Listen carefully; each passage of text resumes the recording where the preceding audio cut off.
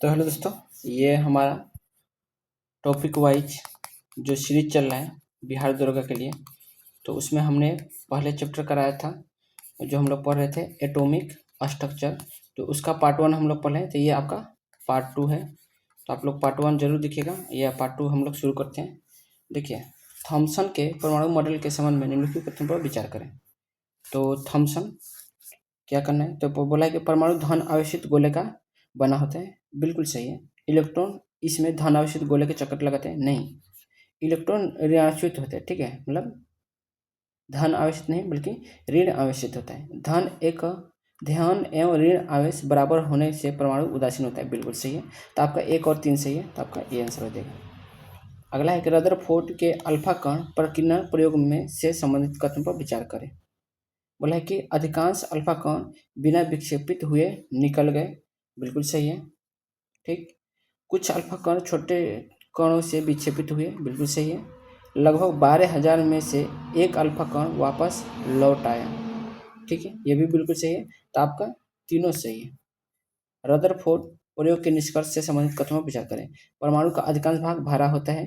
गलत है, क्योंकि अधिकांश भाग खाली होता है। ठीक, परमाणु का धन आवेशित भाग बहुत छोटे आयतन में केंद्रित होता है।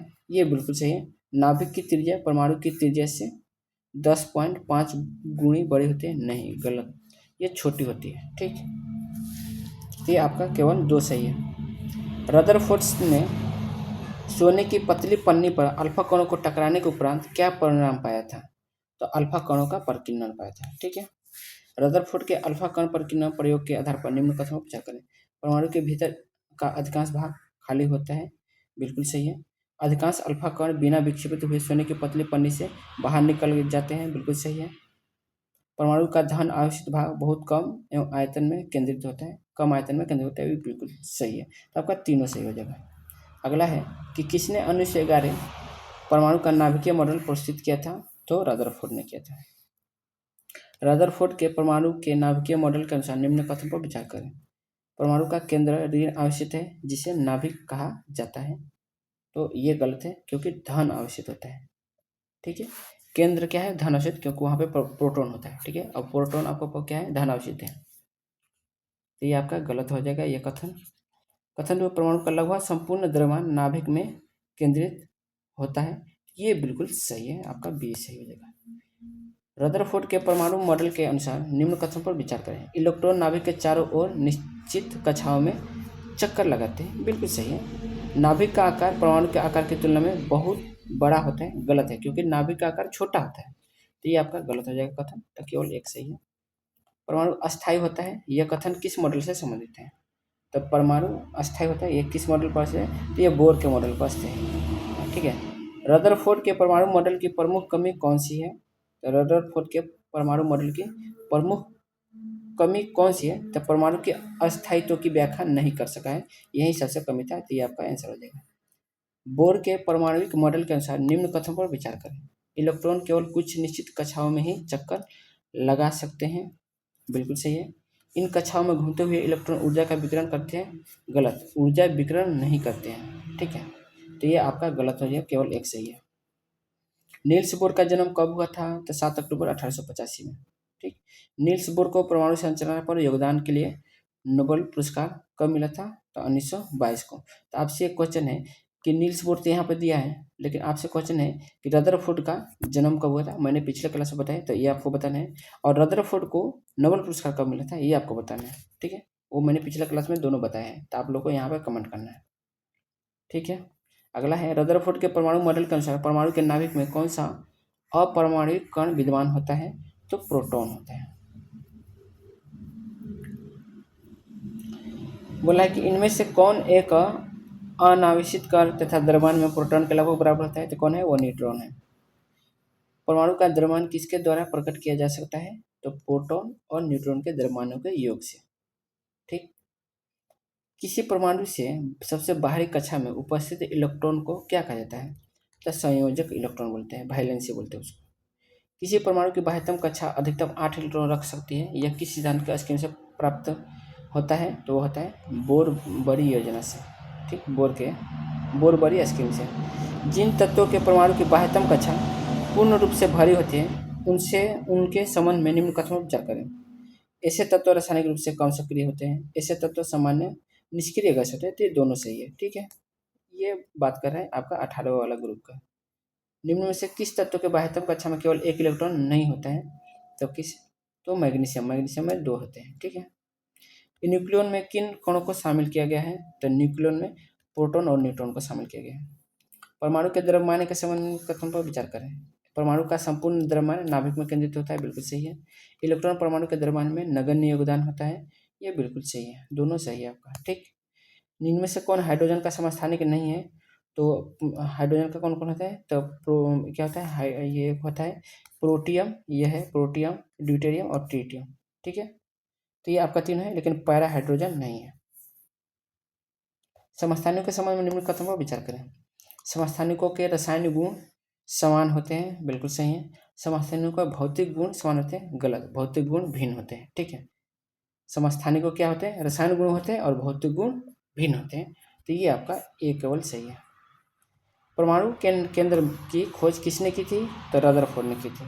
यह किस वैज्ञानिक ने बताया कि इलेक्ट्रॉन नाभिक के चारों ओर घूमते हैं? तो यह बताया था रदरफोर्ड ने, ठीक। लेकिन इलेक्ट्रॉन की खोज किसने किया था? तो जे थॉमसन ने। यह किसने बताया कि यदि परमाणु की बाह्यतम कक्षा भर जाती है तो परमाणु स्थिर हो जाता है तथा कम क्रियाशील होता है? तो ये नील्स बोर ने बताया था। परमाणु में इलेक्ट्रॉन विद्यमान होता है, इसका पता किसने लगाया था? तो जे थॉमसन ने। कैनाल किरणें की खोज किसने की थी? तो गोल्डस्टीन ने किया था। गोल्डस्टीन ने कैनाल किरणों की खोज कब की थी? तो 1886 में। प्रोटॉन की खोज किसने की थी? तो गोल्डस्टीन ने। रदरफोर्ड ने इसका नाम दिया था, जबकि खोज गोल्डस्टीन ने दिया था। इलेक्ट्रॉन को किस प्रतीक की से दर्शाया जाता है? तो ई नेगेटिव से। इलेक्ट्रॉन का आवेश कितना होता है? इलेक्ट्रॉन का आवेश कितना होता है? तो -1 होता है। परमाणु की संरचना का पहला मॉडल किसने प्रस्तुत किया था? तो जे थॉमसन ने किया था। इलेक्ट्रॉन की खोज के लिए जे थॉमसन को नोबेल पुरस्कार कब मिला था? तो 1906 में, ठीक। रदरफोर्ड के परमाणु ने के नाभिक की खोज के लिए किस धातु का प्रयोग किया था? तो रदरफोर्ड ने परमाणु के वो किया था सोना का। रदरफोर्ड ने सोने की पन्नी पर किन कणों की पोछा की थी? तो अल्फा कणों की। नाभिकीय भौतिक का जनक किसे माना जाता है? तो नाभिकीय भौतिक का जनक रदरफोर्ड को माना जाता है। न्यूट्रॉन की खोज किसने और कब की? चैडविक ने 1932 में। ये देखिए, इसका तारीख भी पूछता है, याद रखिएगा। न्यूट्रॉन किस तत्व में नहीं पाया जाता है?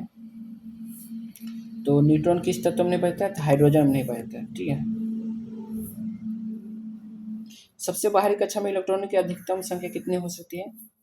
तो सबसे बाहरी कक्षा में इलेक्ट्रॉनों की संख्या 8 हो सकती है। परमाणु संख्या क्या दर्शाता है? तो प्रोटॉनों की संख्या। परमाणु संख्या को किस प्रतीक से दर्शाया जाता है? तो परमाणु संख्या को ए से दर्शाया जाता है। कार्बन की परमाणु संख्या कितनी होती है? तो कार्बन की परमाणु संख्या 6 होती है। परमाणु द्रव्यमान क्या कहलाता है? तो प्रोटॉन और न्यूट्रॉन का संयोग कहलाता है। समस्थानिक किसे कहते हैं? तो समान परमाणु संख्या और अलग द्रव्यमान संख्या, यह है समस्थानिक। और समभारिक में उल्टा हो जाता है। क्लोरीन के कितने समस्थानिक होते हैं? तो क्लोरीन के 2 समस्थानिक होते हैं। परमाणु भट्टी में ईंधन के रूप में किस समस्थानिक का उपयोग होता है? तो परमाणु भट्टी में यूरेनियम का होता है। कैंसर के उपचार में किस समस्थानिक का उपयोग होता है? तो कोबाल्ट। घेंघा रोग के इलाज में किस समस्थानिक का उपयोग होता है? तो आयोडीन। वो कोबाल्ट 60 होता है, ठीक है ना। समभारिक किसे कहते हैं? तो भिन्न परमाणु संख्या और समान द्रव्यमान संख्या। किस वैज्ञानिक ने यह प्रस्तावित किया था परमाणु के अंदर बहुत छोटा केंद्रक होता है? तो ये रदरफोर्ड ने किया था। द्रव्यमान संख्या क्या दर्शाती है? तो न्यूक्लियनों की संख्या। मैग्नीशियम के बाह्यतम कक्षा में कितने इलेक्ट्रॉन होते हैं? तो 2 होते हैं। मैग्नीशियम के बाह्यतम कक्षा में कितने इलेक्ट्रॉन होते हैं? तो 2 होते हैं। एल्युमिनियम के बाह्यतम कक्षा में कितने इलेक्ट्रॉन होते हैं? तो एल्युमिनियम के बाह्यतम कक्षा में कितने इलेक्ट्रॉन होते हैं? तो आपको पता होना चाहिए, 3 होते हैं। क्लोरीन के बाह्यतम कक्ष में कितने इलेक्ट्रॉन होते हैं? तो क्लोरीन के 7 होते हैं। नील्स बोर को परमाणु संरचना पर कार्य के लिए नोबेल पुरस्कार कब मिला था? तो 1922 में। जे थॉमसन का जन्म कब कहाँ हुआ था? तो मैनचेस्टर हुआ था। जे थॉमसन का जन्म कहाँ हुआ था? तो मैनचेस्टर में। परमाणु में नाभिक की खोज के लिए किस वैज्ञानिक ने अल्फा कणों की सोने की पन्नी पर टकराया था? तो रदरफोर्ड ने। रदरफोर्ड को नाभिक की खोज के लिए नोबेल पुरस्कार कब मिला? तो 1908 में। इलेक्ट्रॉन नाभिक के चारों ओर चक्कर लगाते हैं, यह किसने बताया था? तो रदरफोर्ड ने। न्यूक्लियॉन किसे कहा जाता है? तो न्यूक्लियॉन प्रोटॉन और न्यूट्रॉन को कहा जाता है। समस्थानिक के संदर्भ में कौन सा कथन गलत है? समस्थानिक भौतिक गुण समान होते हैं, ये गलत है, क्योंकि समस्थानिकों के भौतिक गुण भिन्न होते हैं। ठीक, तो ये आपका सी आंसर हो जाएगा। तो चलिए, हम लोग का क्लास कंप्लीट हो गया है और हम लोगों ने एटॉमिक स्ट्रक्चर जो चैप्टर है वो हम लोगों ने पूरा कर लिया है। तो आप लोग इसको मैंने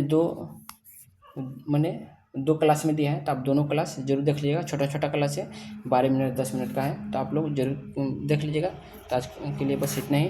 देखने के लिए धन्यवाद, थैंक यू।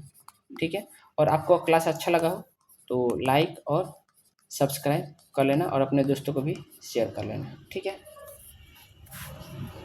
और देख लीजिए ये कुछ है, बोर मॉडल, इलेक्ट्रॉन ऑर्बिट्स, ये कुछ है, तो आप लोग देख सकते हैं। ठीक है, यहाँ से आपको कुछ देखने को मिल जाएगा।